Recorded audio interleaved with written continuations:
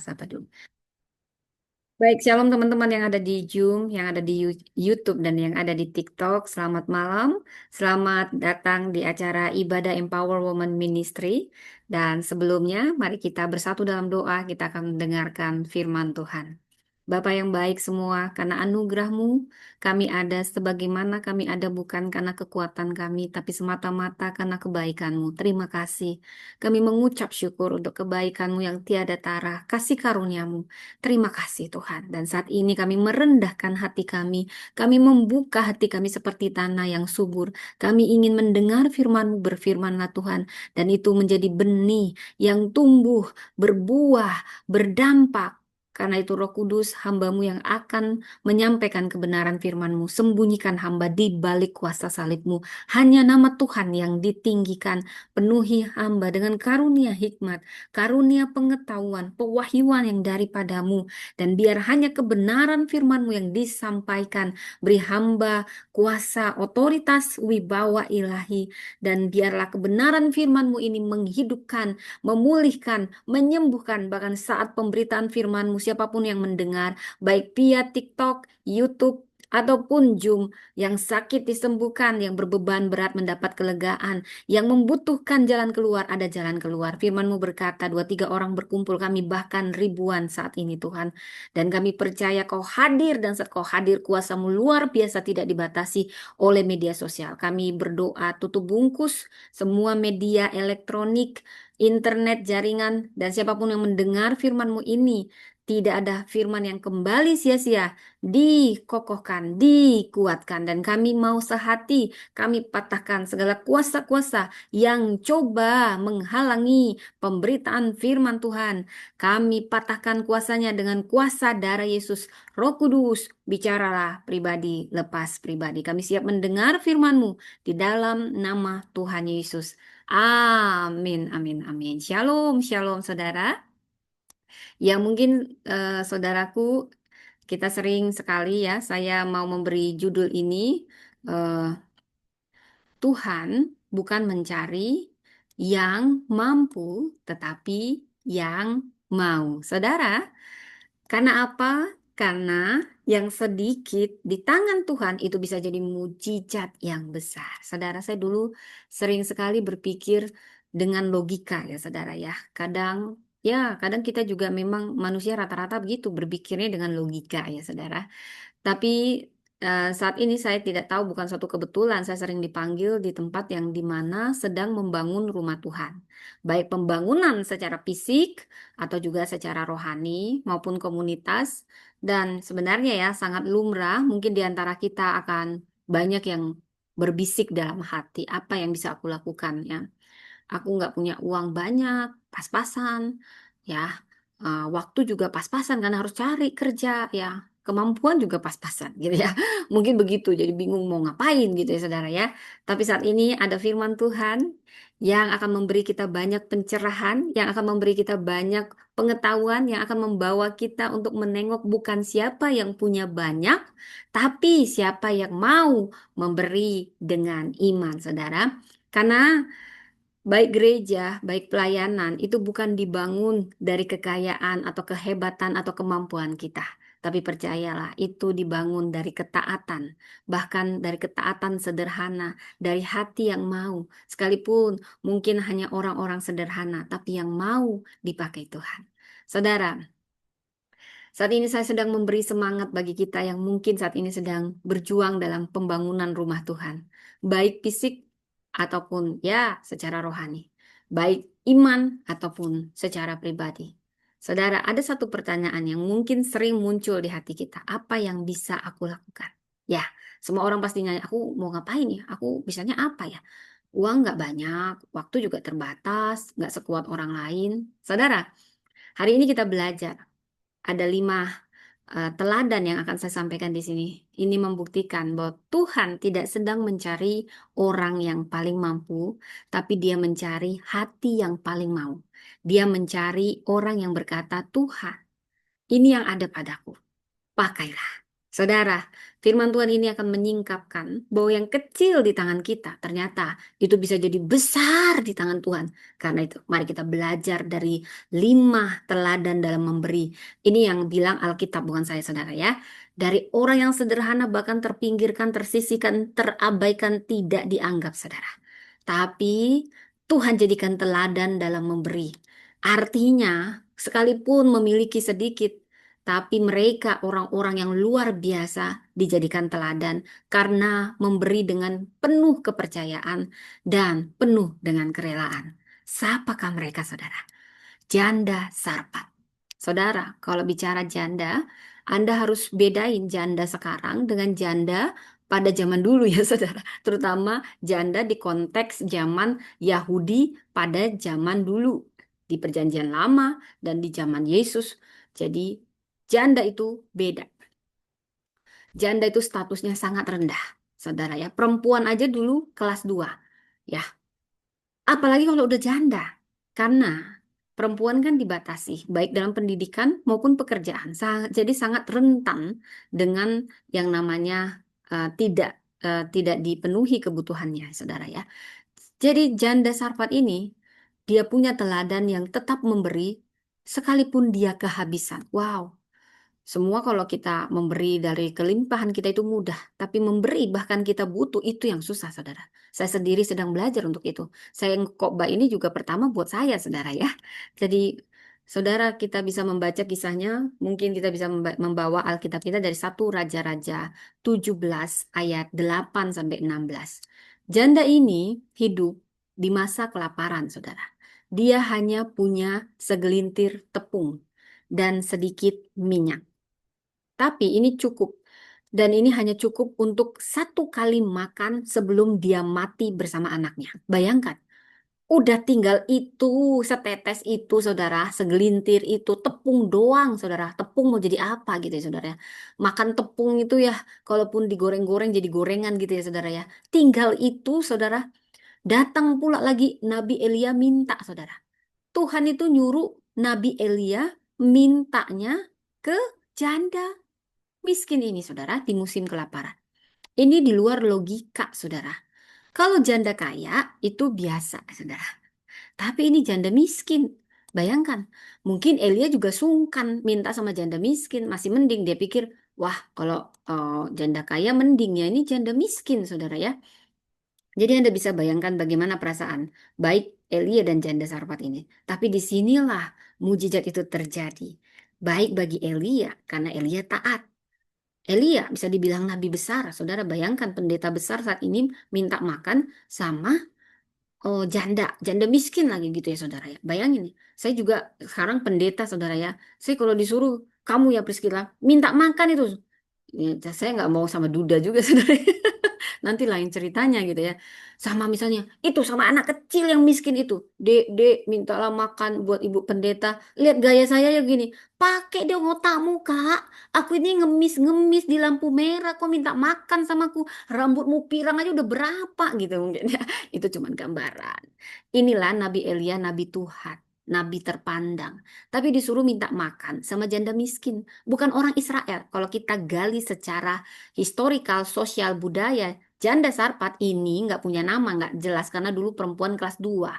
Jadi janda Sarpat itu nama tempat. Dia tinggal di Sarpat yang rawan dengan miskin, saudara. Bukan orang Israel. Dan Tuhan suruh ke janda Sarpat. Kenapa sih nggak suruh ke janda kaya? Orang-orang yang pantas diminta gitu. Jadi sebenarnya ini bukan hanya untuk Elia, tapi ini untuk si janda ini, saudara. Karena nanti akan saya ceritakan ada 3 prinsip, saudara ya. Jadi janda ini sudah kelaparan, cuman segelintir tepung, diminta lagi sama Elia. Elia minta dengan permintaan Tuhan. Untung dia taat, nggak nolak Tuhan, jangan aneh-aneh dong, pakai logika. Nggak mungkin dia ngomong kayak gitu ya, saudara ya.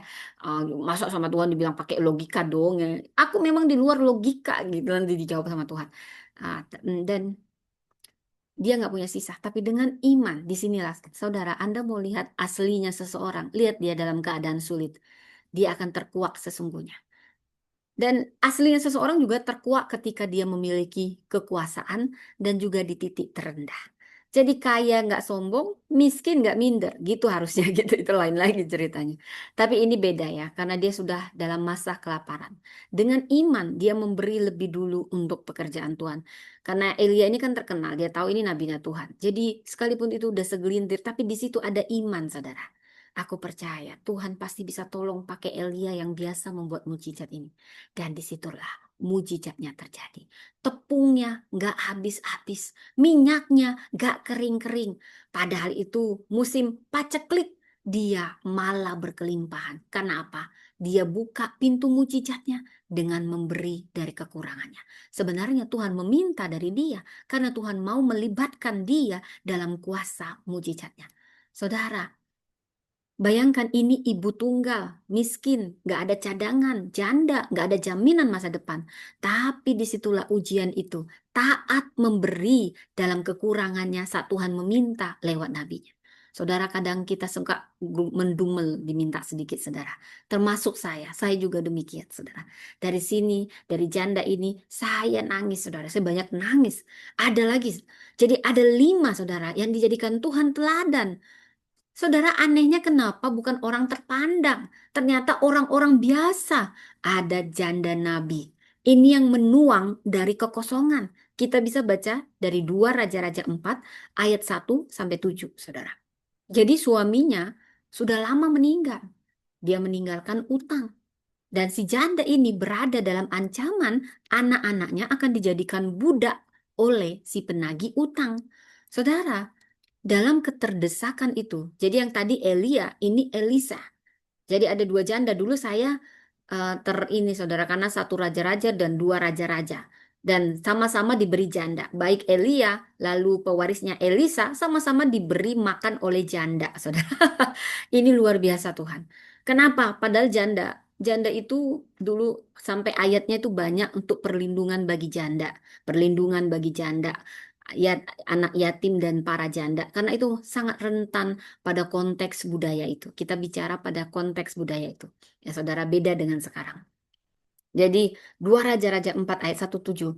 Jadi di sini dalam keterdesakan Elisa berkata, "Apa yang kau miliki di rumahmu?" Ini perkataan dari Tuhan lewat Elisa kepada janda nabi. Dia istri nabi, nabinya banyak utang. Dari sini juga kita akan ternyata profesi nabi tidak membuat kita itu bebas utang, saudara ya. Kalau kita tidak mengelola keuangan dengan baik, ya saudara ya. Jadi ini pengelolaan ya, nggak ada hubungannya Anda nabi atau tidak ya. Kalau Anda nggak mengelola keuangan dengan baik, hajab lah. Saudara, saya minum dulu ya, saudara.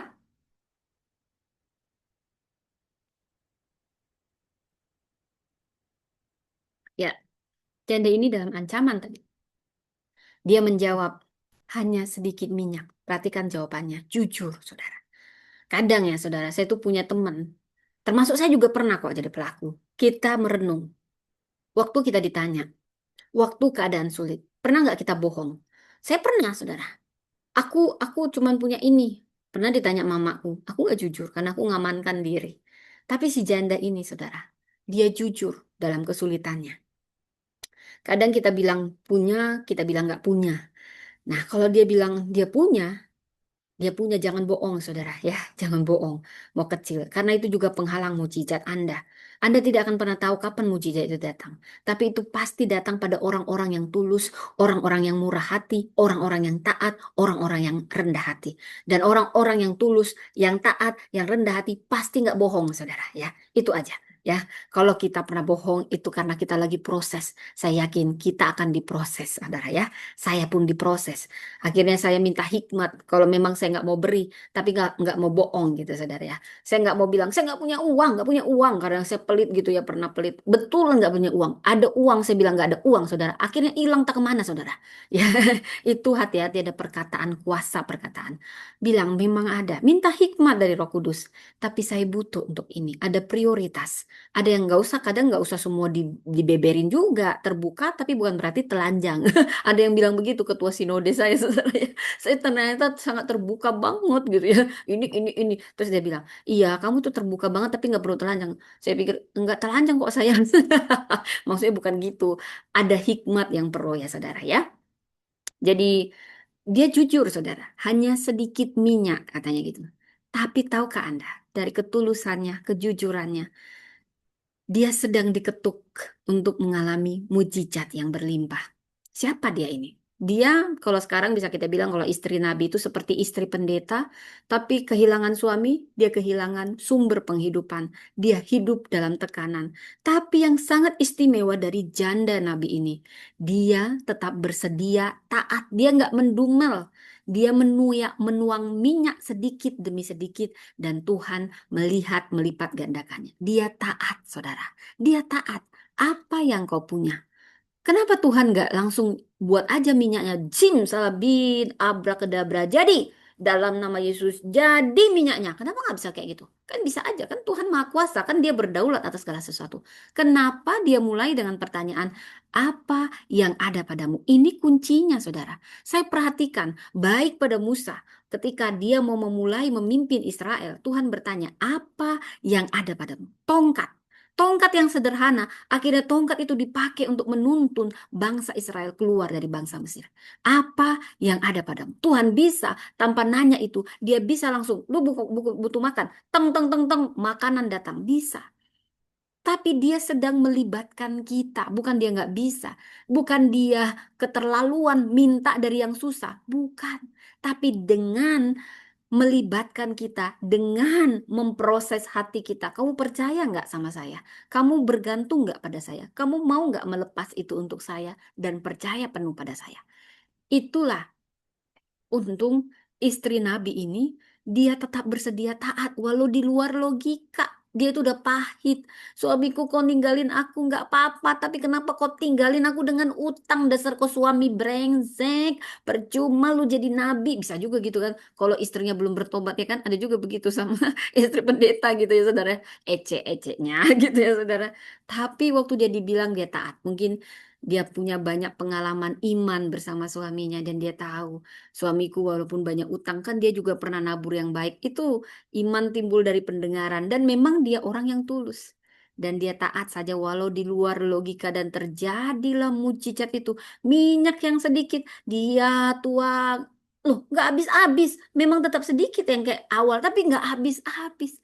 Karena sumber penghidupannya adalah Tuhan. Saudara, ada lagi janda yang dipuji Yesus. Dia mengamati ini janda, janda nggak? Udah tua, miskin.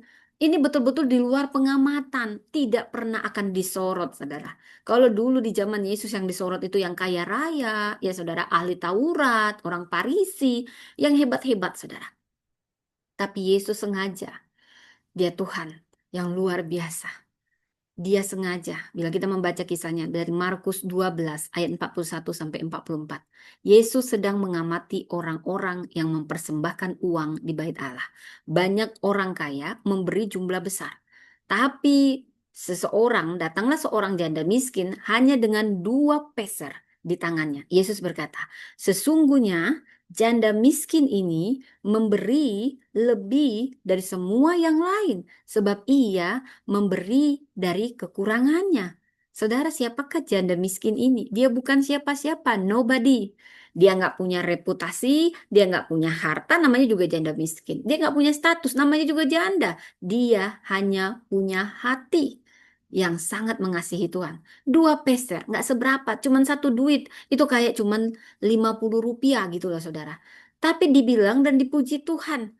Dia memberi bukan dari kelebihannya, tapi dari semua yang dia punya. Namanya juga janda miskin. Dari udah itu yang dia punya satu-satunya, itu yang dia beri.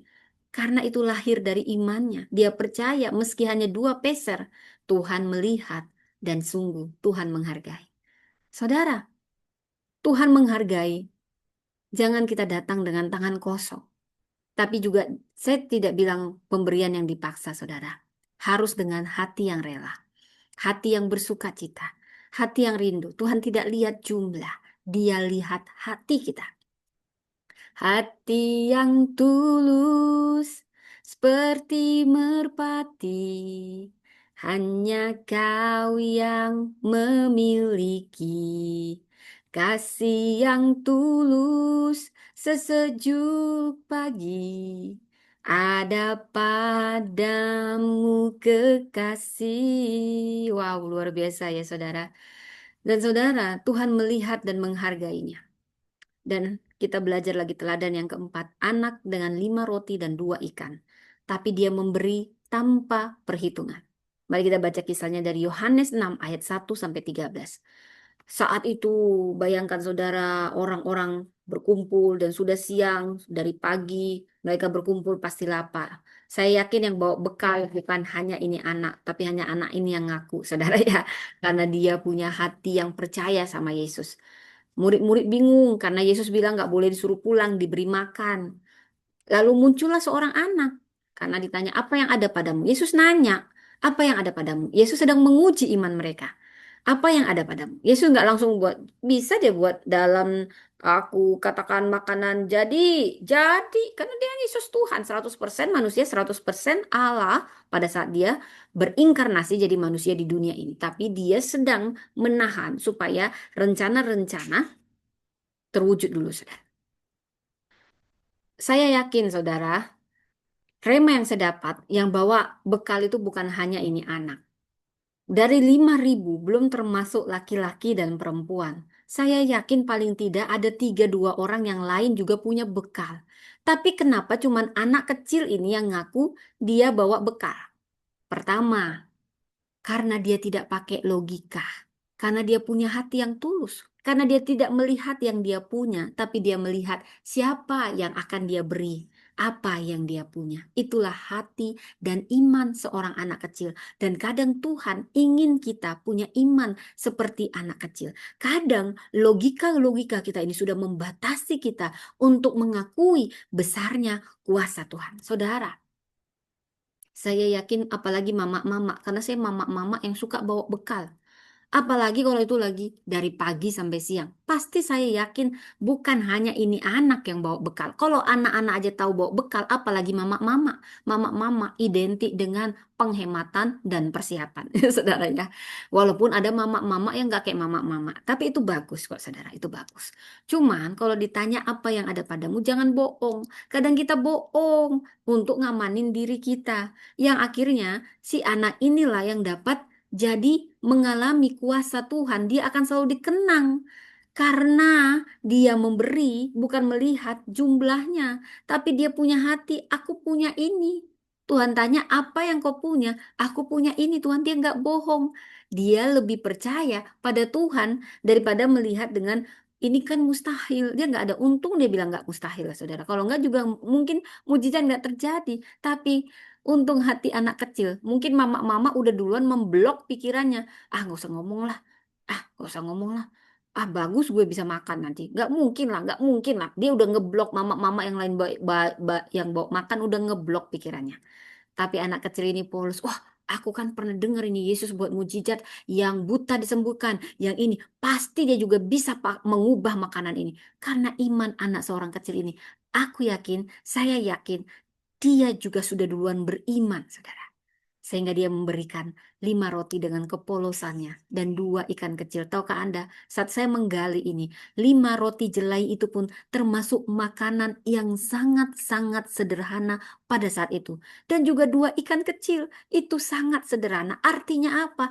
Anak ini pun sudah anak-anak. Anak-anak nggak dihitung suaranya. Makanya dibilang 5.000 laki-laki. Belum termasuk anak-anak dan perempuan. Baik anak-anak dan perempuan statusnya sama, nggak dihitung dalam politik. Tapi sudah begitu, ini anak udah nggak dihitung, makanannya juga sangat-sangat sederhana. Artinya ini bukan anak orang kaya. Ini bukan siapa-siapa, ini sama kayak janda miskin, saudara. Tuhan ambil yang paling sederhana untuk teladan dalam memberi. Saya mau nangis melihat ini, saudara. Kemana milioner pada saat itu? Kemana Elon Musk pada versinya saat itu? Tidak. Tuhan mencari yang punya hati, yang mau, yang percaya. Bahkan kadang kita harus seperti anak kecil. Kita lebih percaya dan melihat kepada Tuhan daripada melihat apa kata dunia. Saudara, bukan berarti kita menolak orang-orang kaya. Bagus, kita doain semuanya jadi kaya. Tapi terutama kaya hati dulu, saudara ya. Jadi 5 roti dan 2 ikan. Saudara, ini nggak cukup kalau kita pakai logika. Bener. Untung anak-anak yang ngasih. Kalau nggak, kalau mama-mama kian, pasti dia merepet sambil merepet. Kau yang aneh-aneh aja lah, kau murid Yesus ya. Ini biarlah kami aja makan sama anak kami. Ngapain kau minta-minta lagi? Pasti udah gitu. Udah panjang cerita, saudara. Tapi Yesus memakai anak kecil ini. Kadang kita hanya perlu beriman seperti anak kecil dan percaya ketika. Karena nggak semua juga anak-anak percaya. Ada juga anak-anak waktu kecil pelit juga, saudara. Karena dia ngamanin dirinya. Udah ada benih pelitnya gitu, saudara ya. Tapi yang saya maksud anak-anak yang percaya. Karena dia mendengar dan dia percaya lebih mudah dibanding orang dewasa, saudara.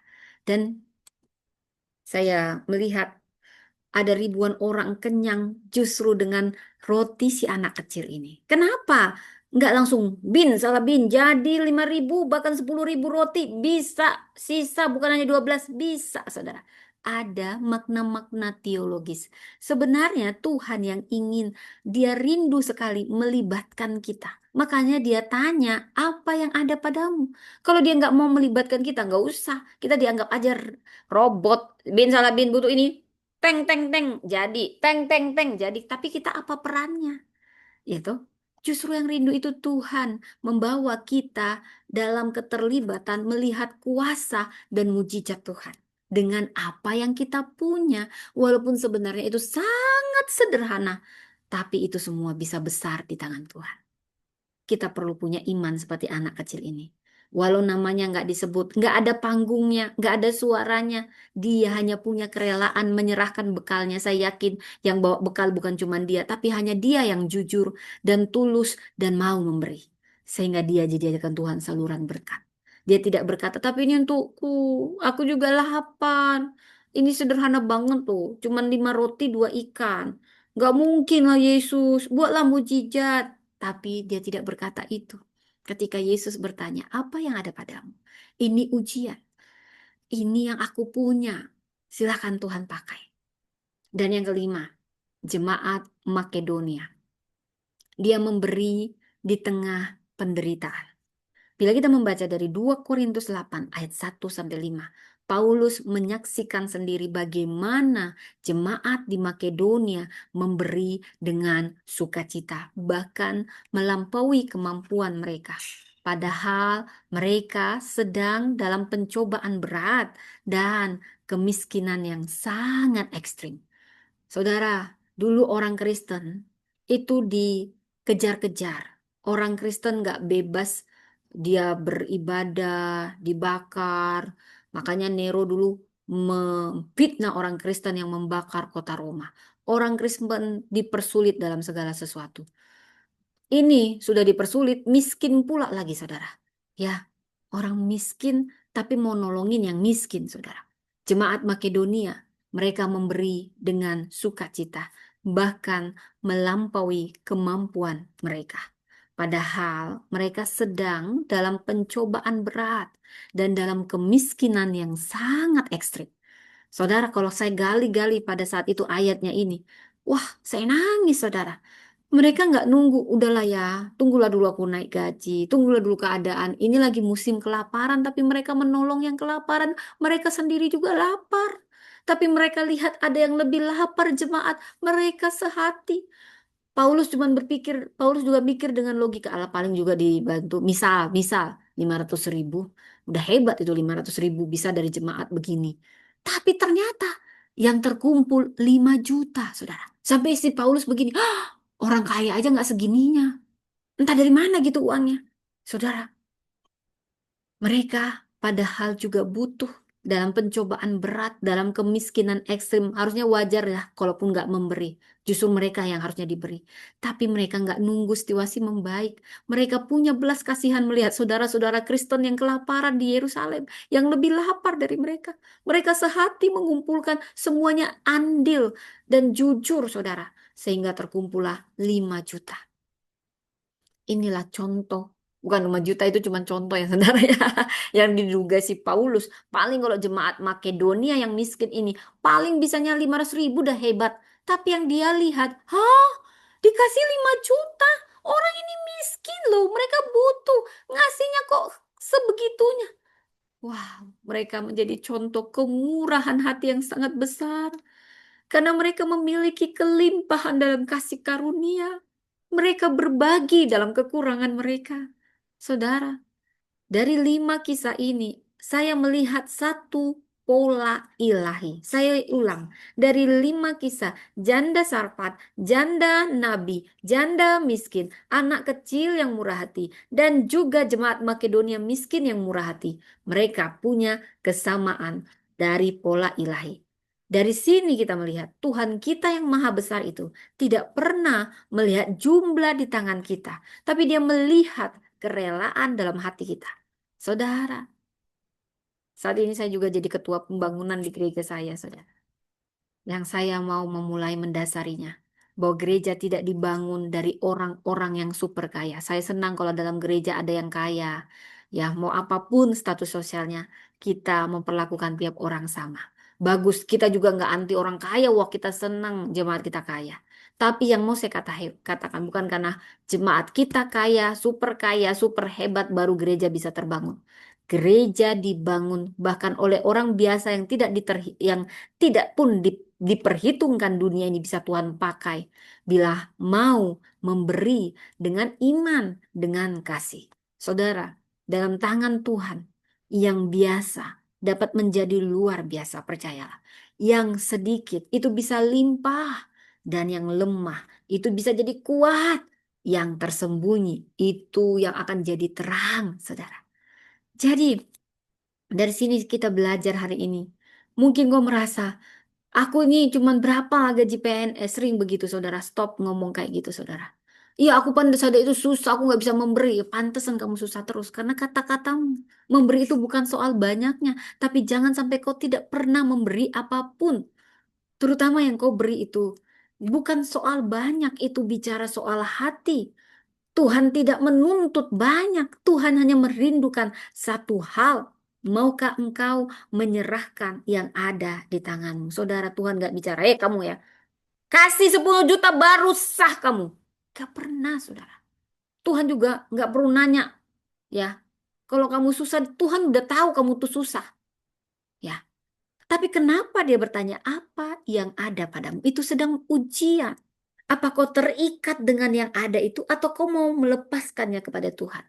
Bahwa Tuhan selalu yang nomor satu. Bahwa kau selalu percaya Tuhan tidak akan mempermalukan. Bahwa kau selalu percaya ada jalan keluar di dalam Tuhan. Saudara, maukah engkau percaya bahwa yang sedikit itu cukup bila Tuhan yang memegangnya? Saudara, dari sini kita belajar. Tuhan melihat hati, bukan nominal. Saya ulang sekali lagi. Tuhan melihat hati, bukan nominal. Mau kau kasih pun 10 M tiap bulan, tapi kau mendumel-dumel, kau berat hati. Itu sama aja kayak janda miskin yang ngasih 2 peser. Bahkan lebih berharga yang 2 peser diberi janda miskin daripada yang kau beri. Saya tidak menuntut kamu memberi banyak, tapi memberilah dengan ikhlas, dengan sukacita. Ya, tanya Roh Kudus. Gitu ya. Dan jangan jadikan kekuranganmu alasan tidak memberi sama sekali. Ini semua tanggung jawab yang kaya di gereja ini. Ini semua tanggung jawab yang berada di gereja ini. Harusnya kami memang pantas tidak memberi. Dalam keluarga juga lihat statusnya. Dia memang pantas memberi. Saya tidak pantas memberi. Makanya kamu nggak pernah mengalami mujizat. Karena kamu sudah memblok berkat, pintu berkat.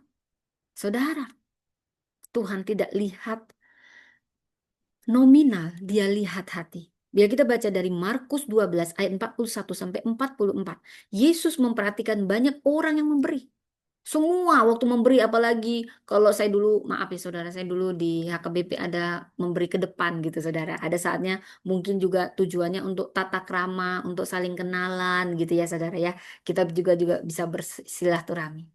Tapi ada juga acara lelang-lelang saudara yang kadang pamer yang harganya misalnya dari 5.000 sampai bisa 50 juta gitu saudara ya. Nggak mungkin kalau 50 juta, 5 juta gitu ya saudara ya. Sehali dua hali. Tuzon, sehali dua hal, tuzon, gitu ya. Saya tidak begitu suka lelang-lelang gini, saudara ya. Tapi ya, saya juga nggak mau menghakimi, saudara ya. Itu lebih menunjukkan, tapi katanya itu supaya ya meramaikan, ya terserah kita melihat. Saya berusaha melihatnya dari cara pandang yang benar. Tapi ya, bila saya mengkaitkan ini, saudara, Yesus memperhatikan banyak orang memberi. Semua memberi dari kelimpahannya. Sehali dua hali, 5 juta, sehali dua hali, 10 juta. Semua bilang, oh hebat, tepuk tangan. Tapi Anda terkejut ketika yang membeli cuma satu ini, tapi dia yang dipuji. Karena memang semuanya itu lumrah kalau memberi dari kelebihan. Namanya juga kelebihan. Kalau kelebihan ya, itu kan air juga kelebihan kan dia tumpah-tumpah sendiri. Nggak diberi juga memang akan tumpah. Lebih baik diberi, ya toh? Itu namanya kelebihan. Ya namanya kelebihan, saudara ya. Ya dia harus dipaskan gitu biar seimbang gitu, saudara ya. Jadi, tapi beda dari kekurangan. Itulah mujizat. Saya melihat pola ilahi di sini, saudara. Dan Tuhan memuji janda miskin hanya 2 peser 1 duit. Tapi dia yang dipuji Tuhan, saudara. Saudara, kenapa? Karena dia tidak memberi dari kelimpahannya, tapi dari kekurangannya. Dia memberi dari hati yang percaya dan rela. Dia memberi dari hati yang percaya dan rela. Kalau memberi juga jangan bersungut-sungut. Oh, saya pernah juga kok bersungut-sungut. Bukan berarti saya nggak pernah, saudara. Kadang saya sebel kalau saya dimanfaatin. Saya tahu kok saya dimanfaatin. Kadang saya biarin, tapi kadang saya sebel. Sampai saya ditegur mama saya juga. Nah, kadang mama saya juga saya tegur.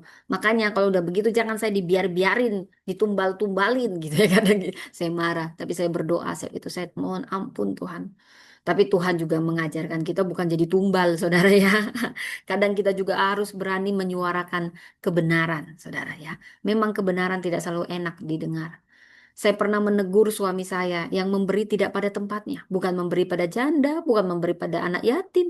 Dia hanya memberi pada orang yang punya pekerjaan, hanya katanya supaya adil.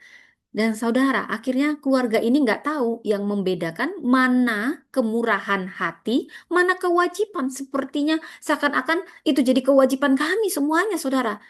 Dan disinilah letak kesalahan suami saya juga dan saya, saudara. Karena kita pun harus punya hikmat dalam memberi, dalam mengatur segala sesuatu. Ya saudara, karena itu juga bukan hanya untuk kebaikan kita, tapi kebaikan orang yang kita beri. Jangan sampai kita menutup potensi dia untuk berkembang. Jangan sampai kita membuat dia terhalang untuk maksimal dengan kekuatannya. Karena kadang Tuhan saja bertanya apa yang ada padamu. Seakan-akan Tuhan ini jahat banget, udah aku miskin diminta juga. Padahal itu kunci, dia mengalami pintu mujizat. Tapi kalau kita terus beri dan tidak kita ajari dia memberi, hanya menerima, menerima, menerima, biar aku yang memberi. Kita seakan-akan Tuhan aja nggak kayak gitu melatih anak-anaknya, saudara. Jadi saya pernah tegur suami saya juga, kamu yang membuat dia seperti itu sampai nggak bisa bedain mana kemurahan hati, mana kewajiban. Seakan-akan itu kewajiban kita karena kita berada dan itu yang menutup pintu dia ketika dia tidak belajar memberi, hanya nerima, nerima, nerima. Padahal harusnya dia diberkati, sama kayak janda Sarpat, sama kayak janda Nabi. Hanya dengan memberi dia diberkati, bukan Tuhan keterlaluan.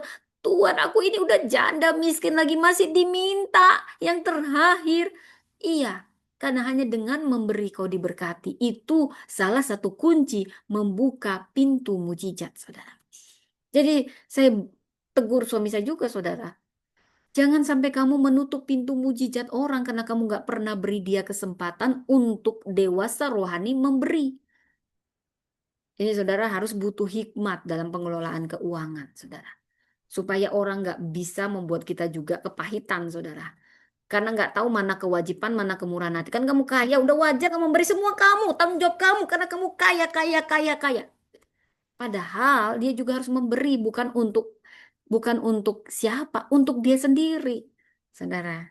Ya, kadang orang kalau dikasih nasihat nggak nyambung dia gitu ya. Tapi kalau Anda tahu Tuhan sedang menjamah sama seperti janda Sarpat, janda Nabi. Kenapa harus diminta lagi udah sedikit, udah tinggal itu Tuhan tega banget. Karena hanya dengan itu mujizat terjadi. Karena kalau kamu bisa memberi dari kekurangan, itu pasti didasari oleh iman. Iman tanpa tindakan bohong. Kau bisa memberi tanpa mengasihi, tapi kau nggak bisa mengasihi tanpa memberi. Dan itulah ujiannya kau mau taat. Ketaatan mendahului mujizat. Ketaatan mendahului mujizat. Sekalipun dalam kekurangan, taatlah kalau Tuhan suruh beri. Karena sedang dia bukakan pintu, dia sedang melibatkan kita ikut aktif terlibat untuk menyaksikan kuasa mujizatnya. Wow, saudara. Saudara, dia dipuji. Dia dipuji. Dia dipuji bukan karena memberi dari kelimpahan, tapi dari kekurangan, dari hati yang percaya dan rela. Tuhan tidak butuh rekeningmu. Tuhan rindu hatimu. Mungkin persembahanmu hanya koin kecil di mata manusia. Tapi di mata Tuhan itulah emas murni. Asal diberi dengan kasih, dengan iman, dengan ketaatan. Mari kita belajar dari seorang yang saya mau cerita, Mother Teresa. Apakah Mother Teresa? Dia melayani orang-orang miskin di Kalkuta, India. Dia sendiri bukan orang India. Dia orang bule. Dia juga bukan bule yang kaya. Dia hanya biarawati Katolik yang sangat-sangat religius dan sangat-sangat penuh kasih. Dia pernah berkata, "Is not how much we give." Bukan berapa banyak yang kita beri. But, tetapi, how much love. Berapa banyak cinta we put into giving. Yang kita taruh dalam memberi. Saudara, dia melayani ribuan orang miskin. Bukan dengan harta, tapi dengan cinta yang mengalir dari pengabdian. Saudara, ada pelajaran dari sini. Tuhan tidak cari yang besar. Tuhan cari yang tulus. Sekali lagi, Tuhan tidak cari yang besar. Tuhan cari yang tulus. Saya nyanyikan lagunya. Hati yang tulus seperti merpati, hanya kau yang memiliki. Kasih yang tulus sesejuk pagi, hanya padamu kekasih. Hati yang tulus seperti merpati, hanya kau yang memiliki kasih yang tulus. Nah itu, nanti gak siap-siap nih kok banyak. Dan satu momen yang sangat menarik dalam pelayanan Yesus. Bukan saat dia menyembuhkan. Bukan saat dia mengusir setan. Tapi saat dia memuji seorang janda yang gak dianggap. Dan mengatakan dia yang paling banyak memberi dari semuanya. Bukan karena jumlahnya. Tapi karena dalamnya kasih si janda ini. Tuhan, begitunya segitunya kau melihat hati. Tuhan melihat hati. Bahkan mungkin saat kita nggak diperhitungkan. Saya tahu rasanya nggak diperhitungkan, saudara. Saya tahu rasanya diabaikan. Saya tahu rasanya nggak dianggap, saudara. Tapi ternyata dari air mata kita, apapun itu, saudara, Tuhan mencatat. Bukan karena jumlah, tapi karena kasih. Bukan karena mampu, tapi karena kita percaya dan rela. Tuhan tidak butuh rekening kita. Dia butuh rindunya hati kita. Dalam kebenaran ini, sering kita berpikir, Tuhan, nantilah kalau aku kaya dulu, kalau aku mapan dulu, kalau aku punya dulu, baru aku layak memberi. Oh, salah. Kisah ini membalikkan semua logika kita sebagai manusia. Tuhan tidak lihat isi dompetmu, tapi lihat isi hatimu. Mungkin ini terasa, wow, gimana ya? Mungkin kita seperti janda ini. Aduh, Tuhan udah tinggal ini. Nggak ada lagi. Pas-pasan, Tuhan. Terbatas semuanya. Tenaga terbatas, waktu terbatas semuanya. Tapi Tuhan tidak lihat itu. Itu hanya bagaimana kita memprioritaskan. Aku mau kasih ini, Tuhan. Aku suka lagu waktu HKBP, saudara ya. Lagunya gini.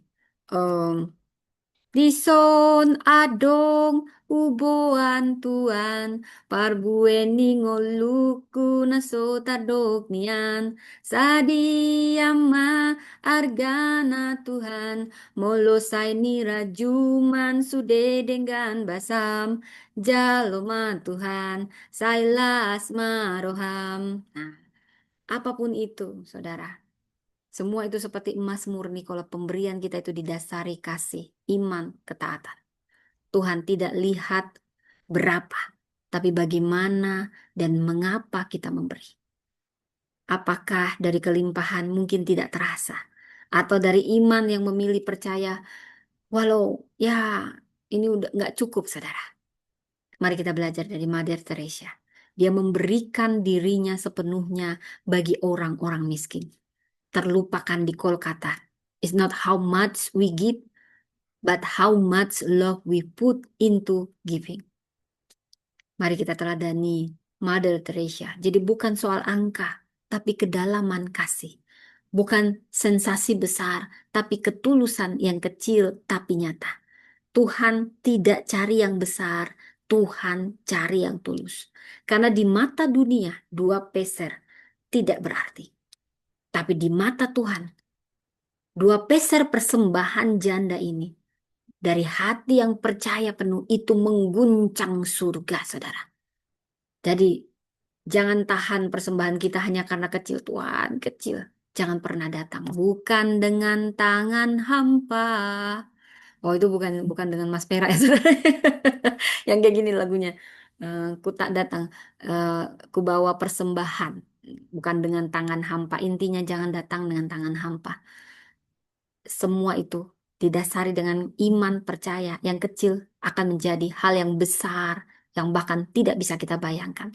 Kita belajar dari iman anak kecil yang tak punya banyak, tapi percaya menyerahkan semua yang ada padanya. Yang kedua, ini masih yang kedua pesannya, saudara ya. Ini udah berapa lama tadi saya kok bani, saudara ya. Ya, Tuhan memakai yang ada di tanganmu. Jadi dia nggak pernah pakai yang nggak ada. Tuhan memakai yang ada di tanganmu. Yohanes 6 ayat 9, 5 roti, 2 ikan. Ada seorang anak kecil yang membawa bekal sederhana, 5 roti, 2 ikan. Tapi dia tidak menyimpannya untuk dirinya sendiri. Dia menyerahkan apa yang ada di tangannya. Saudara, bayangkan tadi sudah saya ceritakan bagaimana anak kecil ini, wow, di situasi yang menekan, anak kecil muncul, nggak banyak bicara, ya mungkin yang bawa bekal saya yakin bukan hanya anak kecil yang seperti saya jelasin, pasti ada. Di sini Tuhan melihat anak kecil ini percaya lebih dulu dan dia taat. Ketaatan membawa ke mujizat, mujizat diawali dari ketaatan sekalipun itu di luar logika. Hanya anak kecil ini yang percaya. Padahal itu hanya 5 roti, 2 ikan. Itu sangat sederhana bila kita gali dari konteks zaman itu. Udah anak kecil lagi yang bawa, tapi imannya begitu besar. Tetapi dia nggak peduli. Ah, ini nggak cukup. Pokoknya ditanya, ya iya, nanti itu urusan Tuhan. Seperti itu.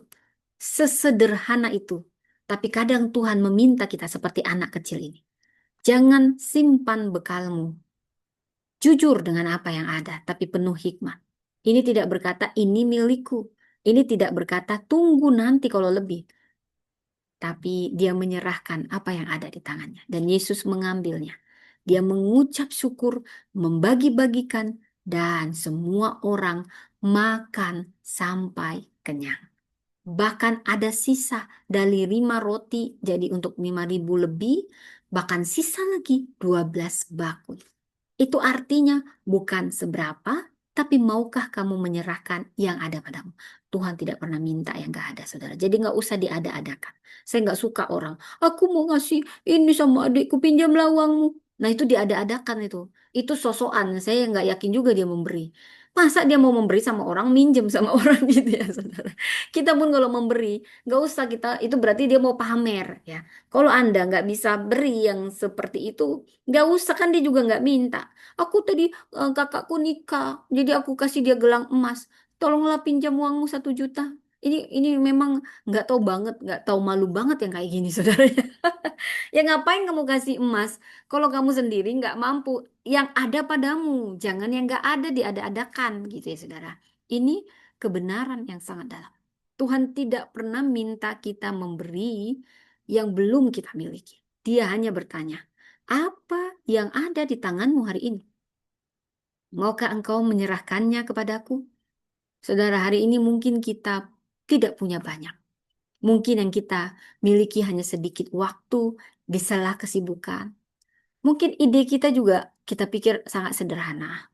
Mungkin keterampilan kita juga kita anggap biasa saja. Bahkan mungkin uang di dompet kita tinggal 20.000, saudara.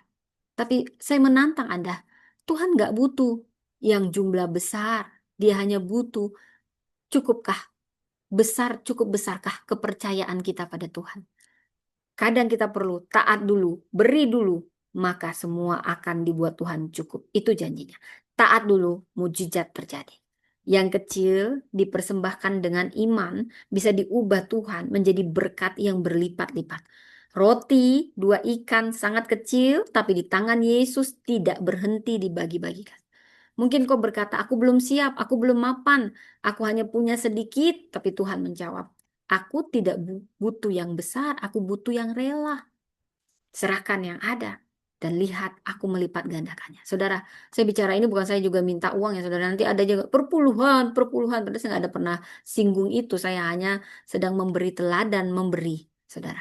Kadang kita berpikir aku hanya satu tetes di lautan. Contohnya seperti itu. Tapi sekalipun demikian Tuhan menjawab, tanpa tetesmu laut itu tidak penuh.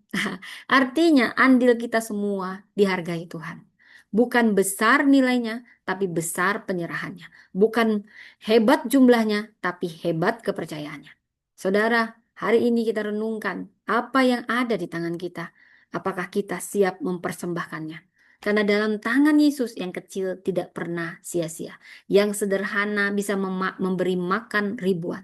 Dan yang terbatas bisa menjadi alat kemuliaan yang tak terbatas. Kita akan melihat bagaimana ketaatan untuk memberi bukan hanya digunakan Tuhan, tetapi juga membuka pintu mujizat yang tak terkira. Nah, sekarang pesan yang ketiga apa, saudara? Memberi, membuka pintu mujizat. Dicatat, saudara. Memberi, membuka pintu mujizat. Bila kita membaca dari 1 Raja-Raja 17 ayat 8 sampai 16, janda Sarfat dan Elia. Di masa kelaparan, janda ini hanya punya sedikit tepung dan minyak, cukup 1 kali makan lalu mati. Tapi justru diminta yang sedikit itu, seperti yang sudah saya paparkan. Karena apa? Karena hanya dengan memberi, pintu mujizat itu dibukakan. Memberi didasari oleh ketaatan. Bukan karena kita berlimpah baru kita taat memberi. Tapi justru ketaatan itu kadang diuji dalam hal yang sangat sulit dan butuh pengorbanan besar. Disitulah iman kita diuji. Apa kita mau melepaskan dan percaya sepenuhnya pada Tuhan atau sebaliknya. Dan Tuhan menghargai orang-orang. Dia melibatkan kita untuk menyaksikan bagaimana Tuhan membuka langit dan mencurahkan kelimpahan. Saudara, demikian juga janda Nabi. Dalam keterpurukan utang, dia taat menuangkan minyak dan mujizat terjadi. Minyak tidak berhenti mengalir sampai bejana penuh. Jadi Tuhan tidak bekerja lewat logika manusia, tapi lewat iman yang bertindak. Ada teladan kesetiaan dalam memberi. Janda miskin ini memberi dari kekurangan karena tidak takut kehilangan. Karena dia percaya Tuhan melihat dan Tuhan pasti mencukupkan. Janda Sarfat memberi lebih dulu dengan taat. Dia menaruh Tuhan di atas rasa aman. Dan dia menemukan sumber yang tak habis. Janda Nabi, dia taat menuang minyak. Dia tidak bertanya berapa banyak, dia hanya taat melakukan dan Tuhan melipat gandakan. Anak dengan 5 roti, 2 ikan, memberi yang kecil. Dia tidak menunggu cukup, tapi menyerahkan yang ada. Kadang Tuhan ingin kita seperti anak kecil, percaya saja. Jemaat Makedonia, 2 Korintus 8 ayat 1-5. Jemaat ini memberi melampaui kemampuan mereka. Mereka tidak memberi karena bisa, tapi karena mau dipakai Tuhan. Saudara, di tengah penderitaan, kasih karunia Tuhan justru berbuah kemurahan hati. Seperti Mother Teresa, memberi tanpa sponsor besar, tanpa rekening besar. Tapi dunia mengenalnya karena belas kasihannya yang besar. Jadi berhentilah mengatakan, aku cuma ibu rumah tangga, aku hanya pelajar, aku hanya sedikit. Karena Tuhan gak cari yang mampu, dia cari yang mau. Dan ingat, yang kecil di tanganmu menjadi mujizat besar di tangan Tuhan. Seperti 2 Korintus 8 ayat 12. Karena jika ada kerelaan memberi, maka pemberian itu diterima menurut apa yang ada, bukan menurut apa yang tidak ada. Sekali lagi Tuhan tidak melihat jumlah di tanganmu, tapi kerelaan dalam hatimu. Ya, karena yang sedikit dapat Tuhan ubah. Jadikan persembahan anak kecil, janda miskin, janda Sarfat, Jemaat Makedonia yang miskin tapi rajin memberi. Seperti satu batu bata, tapi kau beri dari hatimu. Itu bisa jadi pondasi kebangunan rohani dimanapun Tuhan menempatkan. Maukah kau terlibat? Bukan nanti, tapi dari sekarang. Bukan saat kelimpahan, tapi apa yang ada tanganmu. Karena dengan memberi, kau membuka pintu mujizat. Mungkin itu yang menahan berkatmu selama ini. Kau lebih terpaut pada apa yang ada itu. Padahal Tuhan suruh lepaskan agar aku bisa memberkati lebih lagi. Saudara Anda yang sedang membangun rumah Tuhan, mari kita bersama, sehati, sejiwa, dan biarlah di rumah Tuhan mujizat mengalir dari generasi ke generasi, saudara. Demikian firman Tuhan saat ini. Tuhan memberkati. Mari kita berdoa, saudara. Tuhan, terima kasih untuk firman-Mu yang luar biasa mengajari kami teladan dalam memberi dari janda sarpat, janda nabi, janda miskin, anak kecil 5 roti 2 ikan, dan jemaat Makedonia yang hidup dalam penderitaan tetapi memberi apa yang ada pada mereka dengan hati, dengan kerelaan, dengan sukacita karena percaya Kau Tuhan yang akan membuka tingkap langit, pintu berkat. Kami mau mengalaminya. Aku berdoa saat ini siapapun yang saat ini sedang kekurangan Tuhan. Ajari kami taat. Karena ketaatan mendahului mujizat. Aku berdoa bagi setiap orang yang sedang mencari pekerjaan. Tuhan bukakan pintu pekerjaan. Tuhan jadikan berhasil yang mereka lakukan. Aku berdoa bagi orang-orang yang sedang memikirkan apa yang mau dia makan. Bahkan untuk besok Tuhan. Tuhan yang mencukupkan dengan caramu yang ajaib.